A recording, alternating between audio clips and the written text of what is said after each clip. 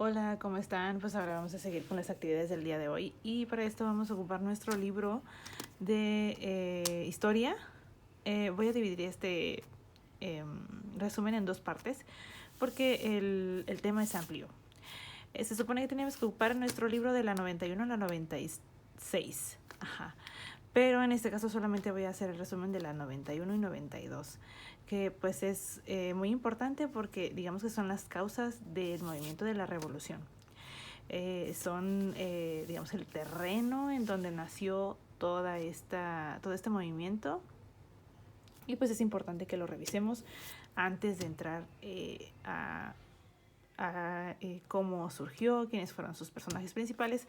Pues hay que conocer qué era lo que estaba sucediendo en ese momento en el país. Y no sé tú, pero yo veo que hay muchas similitudes con lo que estamos viendo ahora, ¿no? Muy poquitas personas tienen, digamos que los recursos o el poder y pues muchos de nosotros estamos muy a disgusto, ¿no? Con la situación actual, cómo se están manejando las cosas y pues viendo la historia, pues vamos a ver cómo terminan situaciones como estas.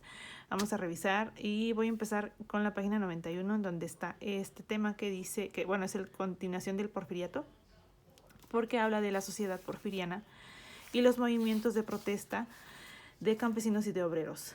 La primera parte que puse aquí, puse el problema, era la propiedad de la tierra. En aquel tiempo, pues como sabes, ya se habían instaurado los principios liberales que decían que ya las tierras que eran de la iglesia iban a pasar al Estado y pues con esto pues muchas tierras comunales, o sea que no estaban realmente reactivadas, generando dinero. Entonces, ¿qué es lo que hizo el Estado? Pues venderlas, precisamente para generar una ganancia. Y pues esto de poner en venta las tierras, ay, no le puse aquí, bueno, aquí puse un dibujito, ¿no? De las tierras y la señalización de que se vende. Pero pues como tú sabes, pues la situación económica era muy precaria en aquel tiempo. Entonces, ¿quiénes podían comprar? Pues únicamente pocas personas que podían adquirir o que tenían ese dinero para comprar. ¿Sí? Porque si tú y yo teníamos dinero para algo, pues era para comer, para vestir, para, no sé, sobrevivir esos días, ¿no? Pero había gente, muy poca gente, que tenía la capacidad de comprar esos grandísimos terrenos. Y pues ellos eran empresarios y hacendados.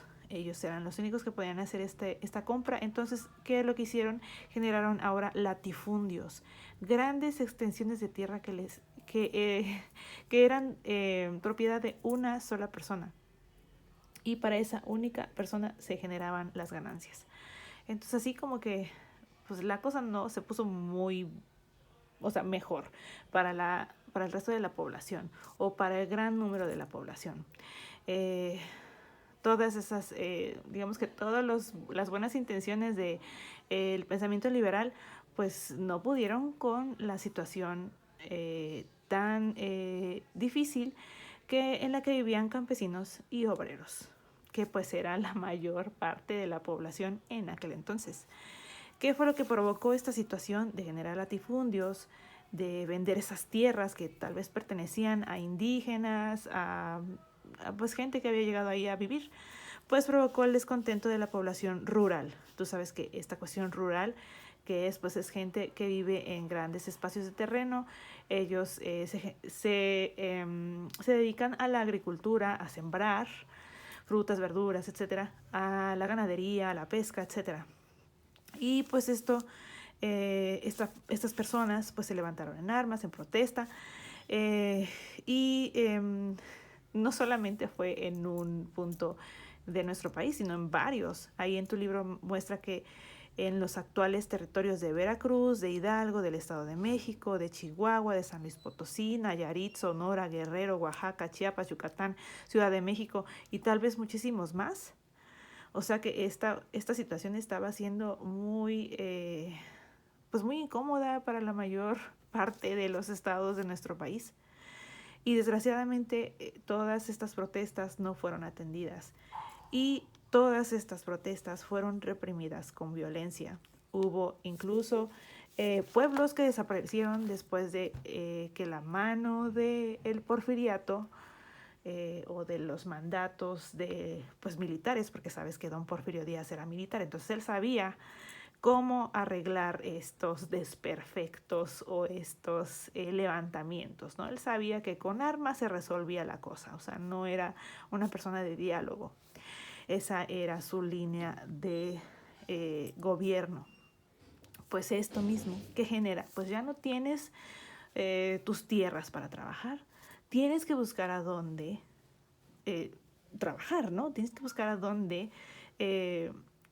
recibir un pago por tu, tus conocimientos o por tu labor.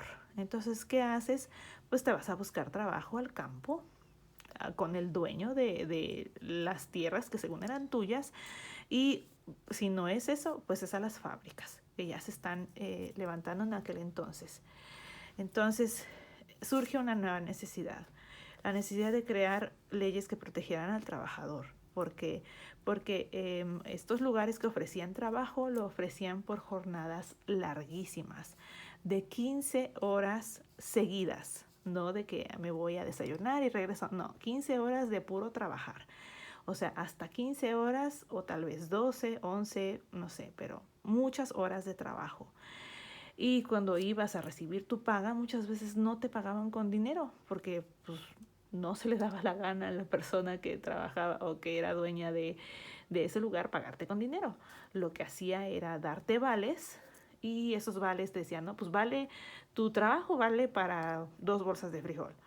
Y si tú lo que habías pensado era trabajar para, no sé, para tus zapatos, para tus cosas, para, pues, invertir el dinero que recibías en algo que realmente necesitaras, pues no. Ahora resulta que nada más te alcanza para ciertas cosas que el dueño te quiere vender. Porque incluso a la tienda a la que tenías que ir a comprar o a la tienda a la que tenías que ir a hacer válidos esos vales eran tiendas del dueño. O sea que el dueño no perdía. Y eso, pues, aparte de que ni te pagaban con dinero, te daban lo que se les daba la gana, te hacían endeudarte porque los productos que se vendían en las tiendas del dueño, que eran las tiendas de raya, eran productos pues muy caros. Entonces, en sí, el trabajador siempre salía perdiendo. Y aparte, no solamente eran las largas jornadas, no solamente era el que no te pagaban, sino que también te maltrataban. El trato era muy, muy agreste a los obreros y para los campesinos. Hay algunas imágenes en tu libro, y que no son fotografías, porque imagínate que hubiera fotografías de esas situaciones, ¿no? De esos maltratos, pues sería, yo creo que sí ha de haber, pero no las esconden. Pero digamos que ahí vienen algunos dibujitos, pero yo creo que ha de haber sido peor que eso, ¿no? ¿Qué era lo que necesitábamos en ese momento? Pues leyes que protegieran a los trabajadores. Y como no las había, pues entonces, ¿qué fue lo que provocó? Que los trabajadores se reunieran y empezaron a organizarse. Y crearon organizaciones sindicales que su primordial y su primer objetivo era defender al trabajador. Estos sindicatos, asociaciones, se hacían para defender los derechos del trabajador, de un buen trato, de una paga, de jornadas no tan excesivas, de días de descanso, etc. Y pues ese era su fin. Y con esta organización ocuparon el recurso de la huelga para rebelarse en contra de los dueños de las fábricas y así mejorar sus situaciones de vida. Y entre las más conocidas en el país están la de los mineros en Cananea en 1806 y la de la fábrica de Río Blanco de textiles, que fue en 1907. Fue de los movimientos más importantes, desgraciadamente tanto en Cananea como en Río Blanco murió mucha gente, porque, bueno, al menos yo te puedo hablar de la de Río Blanco porque yo soy de aquí.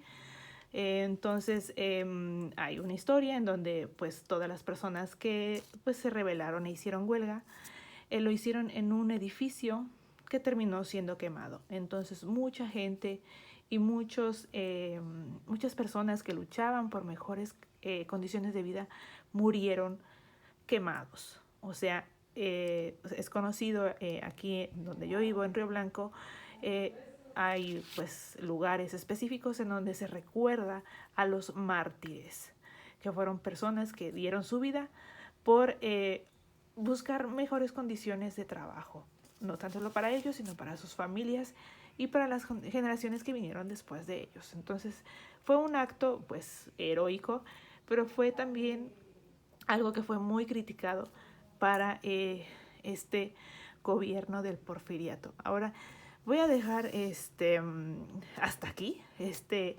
resumen y vamos a hacer la siguiente parte, que ya vamos a hablar de la revolución, sus personajes y todo el proceso revolucionario, sus ideales, etcétera, para la siguiente sesión.